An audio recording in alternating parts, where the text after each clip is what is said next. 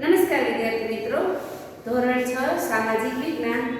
આજે આપણે પાઠ છે 9 નો એનો ત્રીજો વિડિયો એ આપણે ટેક્સ્ટ તમારી બહાર રાખજો, આપણે એમાં સમજવાનું છે. તો વિદ્યાર્થી મિત્રો, આપણે શોર પરિવાર સુધી આપણે સમજી ગયા હતા. પેજ નંબર 49 છે, એમાં છેલ્લો ફકરો આપણે આવ્યા છીએ પૃથ્વીનું સ્થાન અને આકાર. તો વિદ્યાર્થીઓ, મારી સાથે તમારી ટેક્સ્ટ બુક કાઢજો અને તમારે પણ મારી સાથે સમજવાનું છે પાઠ. આપણે સૂર્ય અને ચંદ્રને આથમતો જોઈએ છીએ. કેવા સરસ મજાના તેજસ્વી દેખાય છે. જ્યારે સૂરજ ઉગે છે ત્યારે આપણને સૂરજ દાદા જોઈએ તો કેટલું સરસ પ્રકાશ અને અંજવાળું આપે છે, અને જ્યારે સૂરજ આથમે છે ત્યારે સૂરજ છે એ કેવું આપણે એને સૂર્યાસ્ત કહીએ છીએ અને જોઈએ છીએ ત્યારે ખૂબ જ સરસ મજાનું આકાશ પણ દેખાય છે. આપણી પૃથ્વી પણ આવો જ એક ગોળો છે, તેનો આકાર ગોળ છે. આપણી પૃથ્વી પર એક ગોળો છે, એનો આકાર ગોળ છે, અને તે બંને ધ્રુવોથી થોડીક ચપટી છે. એ ધ્રુવોથી થોડીક ચપટી આકારની છે. કેટલાક અવકાશ યાત્રાઓએ ચંદ્ર ઉપર જઈ આવ્યા છે. કેટલાક અવકાશી યાત્રાઓ છે એ ચંદ્ર ઉપર જોઈ આવ્યા છે અને તેમણે પૃથ્વીના ફોટા પણ લીધા છે. તેને પૃથ્વીના ફોટા પણ લીધા છે. ચંદ્ર પરથી પૃથ્વી આકાશમાં મોટા ગોળા જેવી દેખાય છે. એ ચંદ્ર પરથી જોઈએ ને તો આકાશમાં પૃથ્વી છે એ મોટા ગોળા જેવી દેખાય છે, અને એ પૃથ્વી છે એ ગોળા જેવી દેખાય છે. આપણે એક નાનકડા ગામ કે શહેરમાં રહીએ છીએ. વળી આપણે જે ભાગને જોઈ શકીએ છીએ તે પૃથ્વીનો ખૂબ જ નાનકડો ભાગ હોય છે. આના કારણે પૃથ્વી ગોળ છે તેવો ખ્યાલ આવી શકતો નથી. તમે ક્યારેક તૂટી ગયેલું માટલું જોયું છે? તેનો એક નાનકડો ટુકડો હાથમાં લઈએ તો આખું માટલું ગોળ હશે એવો ખ્યાલ આવી શકતો નથી. આમ પૃથ્વીના નાનકડા ભાગ ઉપર ઊભા રહીએ ને જોવાથી આપણને આખું માટલું પૃથ્વી ગોળ જણાતી નથી. હવે જો વિદ્યાર્થી મિત્રો, આપણે આ નાનકડો ભાગ છે એ તમે જોયો કે પૃથ્વીનો એક નાનકડો ભાગ છે, એનો ખ્યાલ આવી શકતો નથી. હવે જો વિદ્યાર્થી મિત્રો, જે આપણે જોયું કે પહેલાના જમાનાના માણસો એમ કહેતા હતા પૃથ્વી ગોળ છે, ચપટી છે, લંબચોરસ છે, પણ હવે તો જોયું, પરંતુ હવે આકાશમાં ચંદ્ર ઉપરથી લીધેલા ફોટોગ્રાફ પરથી આપણે કહી શકીએ છીએ કે પૃથ્વીના ગોળ હોવા વિશે કંઈ શંકા રહી નથી. હવે પૃથ્વી તો છે એ ખરેખર ગોળ જ છે. આકાશી યાત્રાઓએ ત્યાં જોયું છે અને પૃથ્વી છે એ ગોળ છે, અને તેનો ખ્યાલ હવે આવી રહ્યો છે. પેજ નંબર 50 છે. તો વિદ્યાર્થીઓ, તમે 50મા પેજ ઉપર જોજો. પૃથ્વી દડા જેવી ગોળ નથી, પણ તે નારંગી જેવી છે, અને પૃથ્વી ધ્રુવ પ્રદેશો આગળથી જરા ચપટી અને વિષુવવૃત્તથી આગળથી થોડીક ફૂલેલી છે, અને ધ્રુવ કરતાં પૃથ્વીનો મધ્ય ભાગ મોટો છે.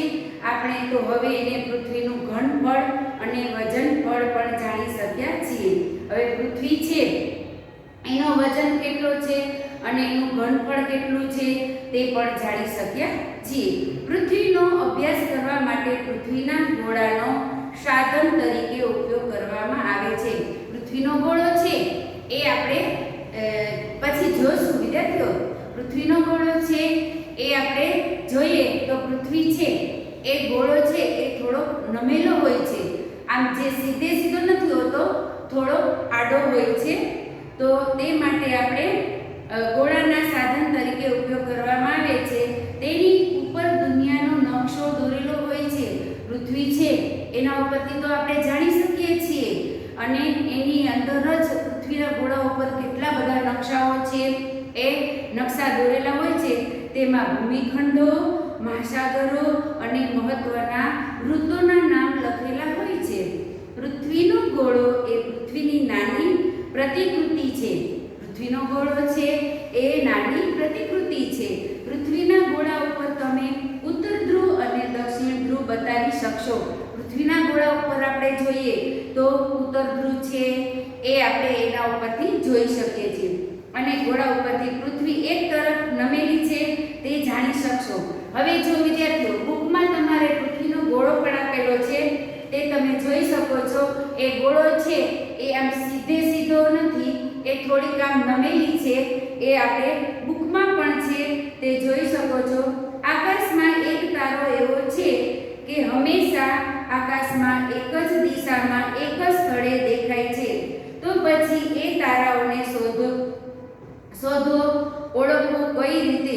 હવે એક જ દિશામાં, હવે જો આકાશમાં તારા છે એ તો એના સ્થાન છે એ બદલાતા જ હોય છે વિદ્યાર્થીઓ. એકને એક સ્થળે હોય ને એના સ્થાન પણ બદલાતા હોય છે. અને એક જ દિશામાં જે તારો છે એ કયો છે? તો કે ધ્રુવનો તારો છે.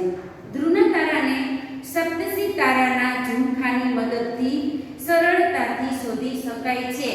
હવે સપ્તર્ષિ તારા છે એ ઝુમખા તરીકે સપ્તર્ષિ તારાના 7 નામ હોય છે અને એમાં ધ્રુવનો તારો છે એ શોધી શકાય છે. હું 7 તારાઓ છે સપ્તર્ષિ, એના હું નામ બોલું છું.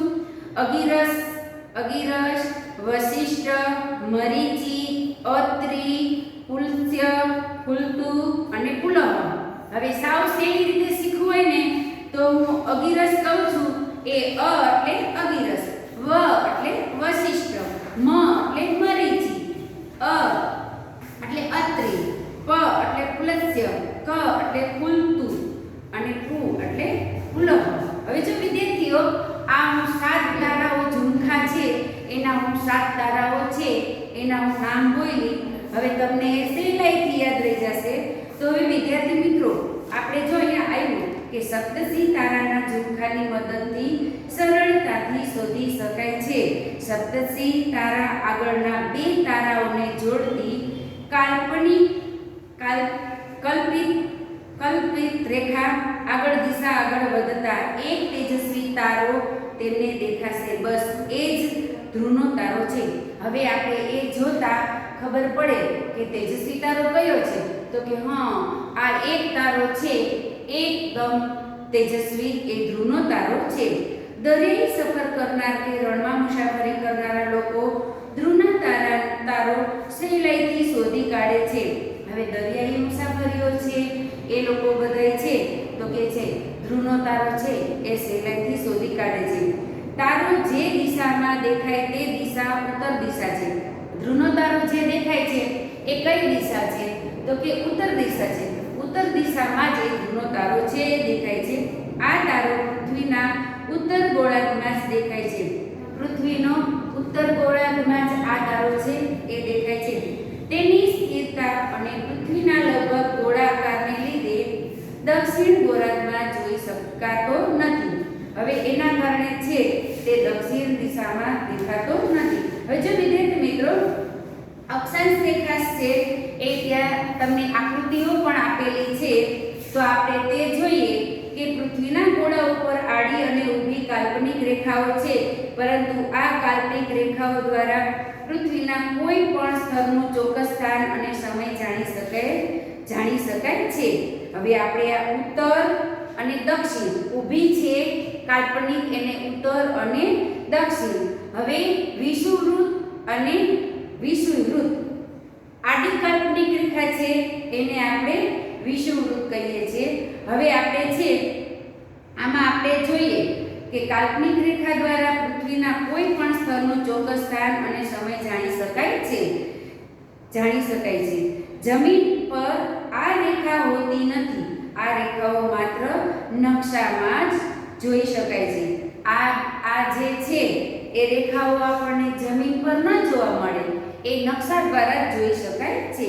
હવે અક્ષાંશ વૃત્ત છે તો અક્ષાંશ છે એ આપણે જોઈએ. પૃથ્વીના ગોળા ઉપર દોરેલી આડી કાલ્પનિક રેખાઓને અક્ષાંશ કહેવામાં આવે છે. જે આડી કાલ્પનિક રેખા દોરેલી છે એને અક્ષાંશ કહેવામાં આવે છે.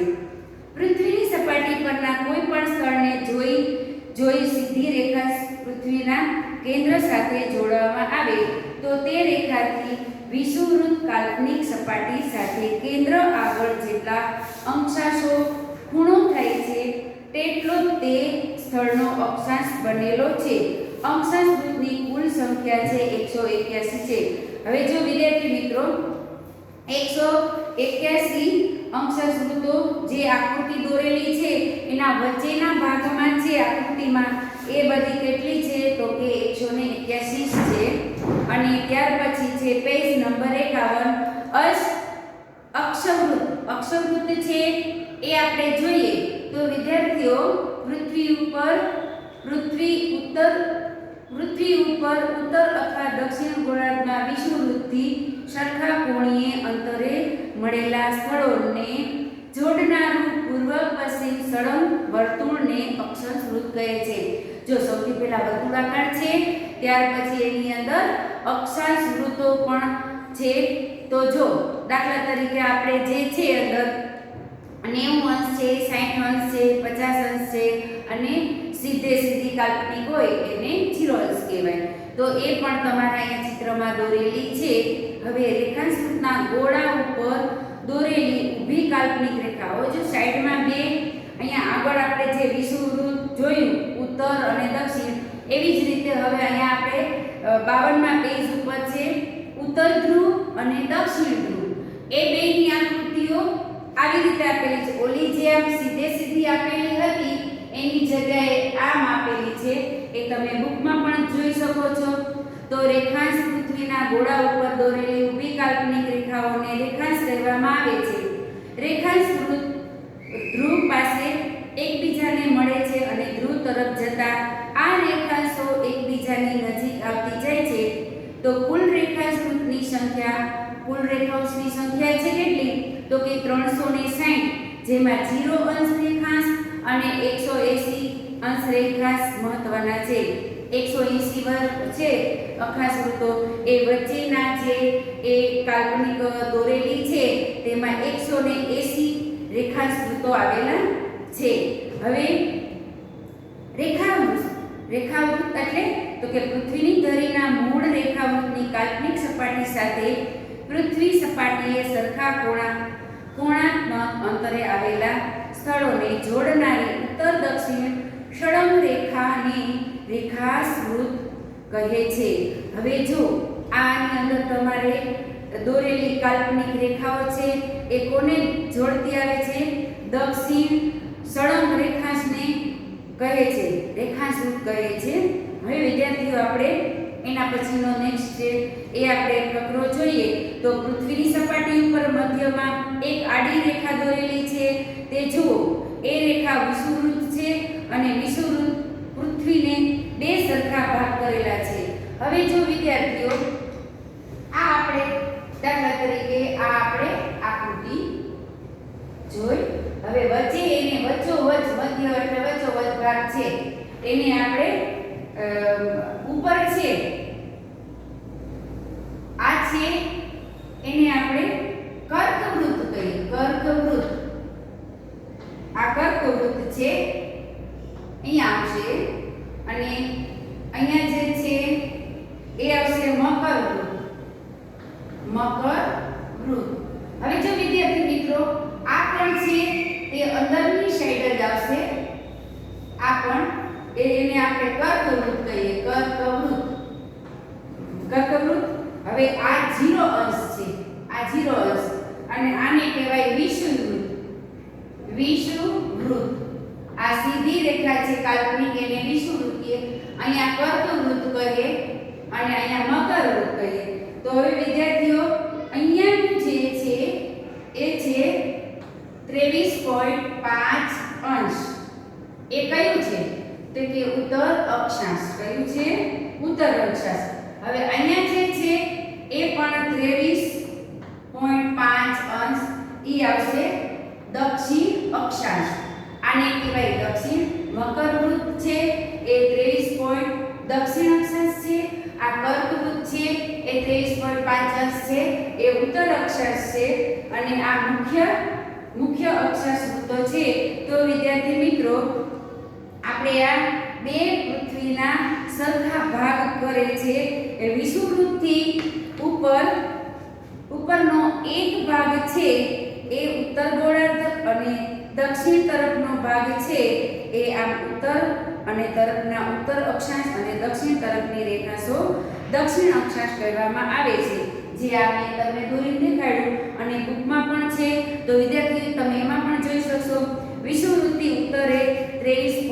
અંશ કર્કવૃત અને વિષુવવૃત્તિ દક્ષિણે 23.5 અંશ દક્ષિણ અક્ષાંશ. રેખાંશને મકરવૃત્ત કહે છે. આ જ પ્રમાણે વિષુવવૃત્તિ ઉત્તર 66.5 ઉત્તર અક્ષાંશ રેખાંશને ઉત્તર ધ્રુવવૃત્ત અને વિષુવવૃત્તની દક્ષિણે 66.5 અંશ દક્ષિણ અક્ષાંશ રેખાને દક્ષિણ ધ્રુવવૃત્ત તે કહે છે. વિષુવવૃત્તિ ઉત્તરમાં કર્કવૃત્ત સુધી જ દક્ષિણમાં મકરવૃત્ત સુધી દેખાતી સૂર્યની ગતિ અયન કહેવામાં આવે છે. હવે જો વિદ્યાર્થીઓ કર્કવૃત્તથી તેમજ દક્ષિણમાં મકરવૃત્ત સુધી છે એની ગતિને અયન કહેવામાં આવે છે. તેથી આની વચ્ચેના વૃત્તોને અયન વૃત્તો કહેવાય છે. જે આની વચ્ચેના આવે છે એને અયન વૃત્ત કહેવામાં આવે છે. અને સૂર્યની આ ગતિને 6 મહિના જેટલો સમય લાગે છે. આ ગતિ છે એને કેટલો તો કે 6 મહિના જેટલો સમય લાગે છે. તો 66 અંશના ખૂણે નમેલી છે. આથી સૂર્યના કિરણો કર્કવૃત્ત અને મકરવૃત્ત વચ્ચે લગભગ સીધા પડે છે. હવે જો વિદ્યાર્થી મિત્રો આમાં સીધા કિરણો પડે છે અને પાછળ જે છે 52મું પેજ છે એમાં પણ તમારે આકૃતિ સળંગ દોરેલી છે. તેમાં હું તમને સમજાવી દઉં છું. આમાં કેટલા લાંબા સૂર્યના કિરણો છે એમાં જો આની અંદર દોરેલું જ છે તો તમે જોઈ શકો છો. તમે આકૃતિમાં જોઈ શકો છો. હવે મધ્યપ્રદેશ ઉત્તર ધ્રુવ છે એ મધ્યપ્રદેશ એ કર્કવૃત્ત. ત્યાર પછી વચ્ચે જે છે કાલ્પનિક રેખા એને વિષુવવૃત્ત અયનવૃત્ત કહેવામાં આવે છે. કયું તો કે અયનવૃત્ત. ત્યાર પછી એને ગરમ પ્રદેશ કહેવામાં આવે છે. વિષુવવૃત્ત છે એ અયનવૃત્ત અને એની નીચે છે કાલ્પનિક રેખા એને કયું કહેવાય છે તો કે ગરમ પ્રદેશ કહેવાય છે.